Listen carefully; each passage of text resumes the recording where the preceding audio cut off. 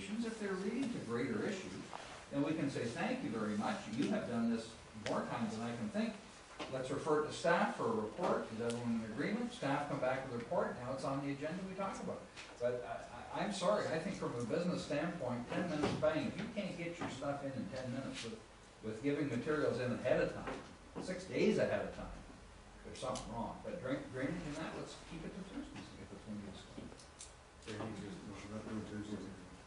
or Thursday, sorry, Thursdays are 3. Thursdays at 3. Actually, your next two drinks are at 6.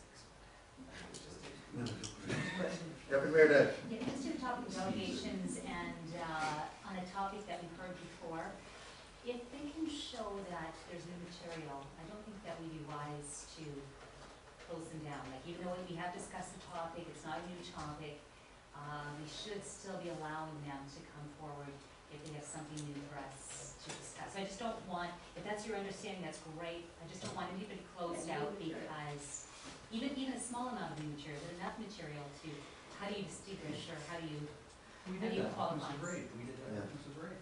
Yeah, but she might be closed out in the future because we already discussed it, right? So, and we did want to come back, even though it was a vote of reconsideration, she was willing to come back to the table, take the risk that we wouldn't reconsider it. We did reconsider it. So I don't think that she should be closed out. She may have something of value. Would you like to speak to that? A couple things. 11.5 says, except as required by law, any person appearing before council or before a committee who has previously appeared before council or before the same committee on the same subject matter shall be limited to providing only new information on the second and subsequent appearances. So it's not a closed door, but it is saying new information. And I was just going to talk about what Councillor Russell said was 6 days, the Mrs. Raids of this world can have a chance to read the report, maybe call Brent and say, did you look at these issues? And he could say yes or no, and he could, there is that opportunity for some correspondence back and forth. So I'm hoping that there won't be as many people say, oh, well, you didn't look at that, and I wasn't able to raise that at the meeting because I can't ask a question. So again, this is hopefully people will do a little bit of pre-work. Call your counselor, call the CAO who will direct it to the appropriate staff person, something like that. So again, issues hopefully are fully advised, your council knows all the issues and you can make a good decision. So we're trying to help you make good decisions on the issues that are important to your residents. So I think we do that. So we need Okay. Very good. An hour and a half almost discussion. I think we need a motion to put those things into and bring it back. Right? Did we make any changes? Do we have clarity for staff to address these issues and upgrade the correspondence, communications and delegation policy?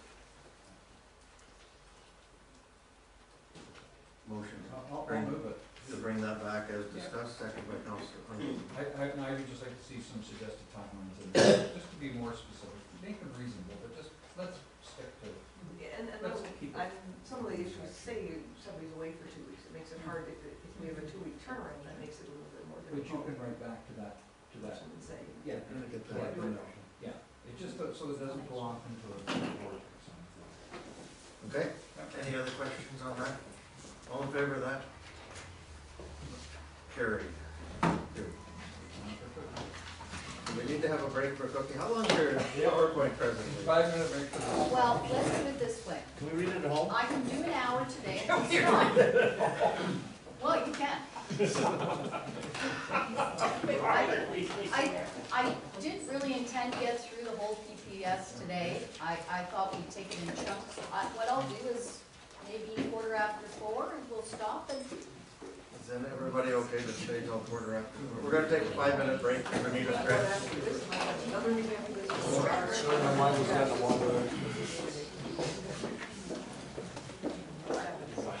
Sure. And I will ask our planner to proceed with the presentation regarding winter policy statements. I like this picture. Okay, I've given you all a binder, and in there is this presentation. But you also have my last presentation and your copy of the provincial policy statement. So that's what this is your new planning binder. I know you're all thrilled to have a planning binder. And when we get to the point where I'm going to give you a copy of the draft OP, I think we'll just put it right in there. That way, all the information you need to, when we're going through the new official plan will be at your fingertips. And I think that might be helpful. Okay, so the last time we were together, we talked about the Planning Act, and we pretty much completed that. And so we're going to move on to the provincial policy statement. Okay, but I'm going to just dwell on the Planning Act for just a little bit more, and I know the last time we talked about this, I drilled this into your heads, but I'm going to start with it first.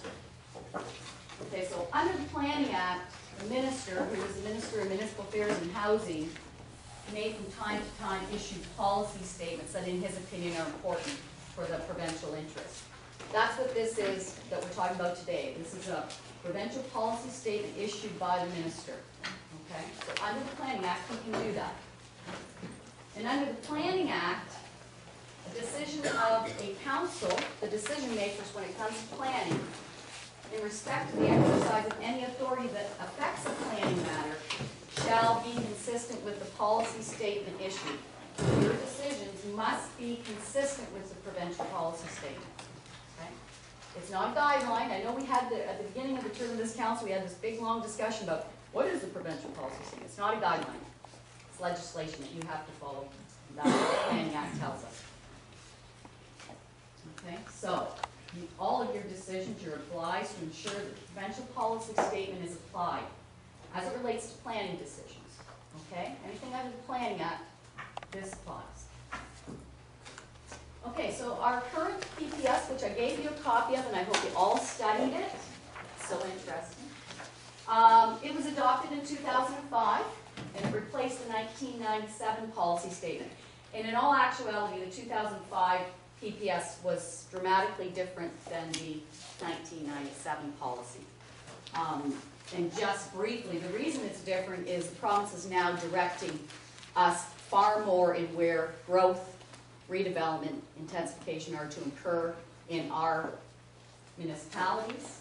Okay, there's a greater push for the protection of our natural environment and a greater push on protection for agriculture. Two things we want to do, and the only way we can protect the natural environment, protect agriculture, is to control our growth and development and intensify and put it in the right locations. So we're not gobbling up land and we're not affecting our environment. And that's the basis for the provincial policy statement. We are in the throes of reviewing and updating the PPS, and you'll see that it's supposed to be updated every 5 or so years. So we are in that process. The province has issued had some seminars for staff to talk about what they're looking at. Hopefully by the end of this year we'll have a new PPS, but I don't see it being dramatically different than the one we have right now. There'll be some tweaking, maybe some refinement of policy, but the direction will not change. Okay, so the PPS, provincial policy statement, so I'm just going to call it the PPS from this point forward. That's what I'm talking about, the provincial policy statement. Provides a policy foundation for regulating the development and use of land. It also supports the provincial goal to enhance the quality of life for citizens of Ontario. Okay, it provides appropriate development while protecting the resources of provincial interest, public health and safety, and the quality of the natural environment. And I think I just got finished saying that. It's more than a set of individual policies, and as you were going through, you'll see there's different sections in the PPS. Okay, it's really, really important to understand that you can't cherry pick through policies and say, well, I really like this one, so I'm going to use this one. You need to read the document in its fullness, because it's very interconnected, and that's what the province is saying to us.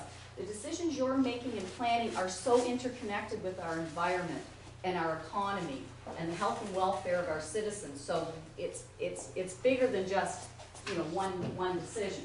So what the PPS wants you to do is read it in its entirety and try to apply the policies that you see reasonable. Okay.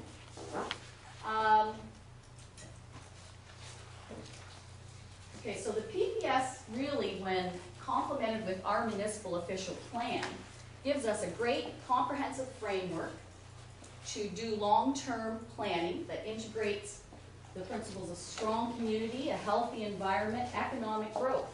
Those are the tools we're going to use to promote a healthy environment here. We want livable, healthy communities.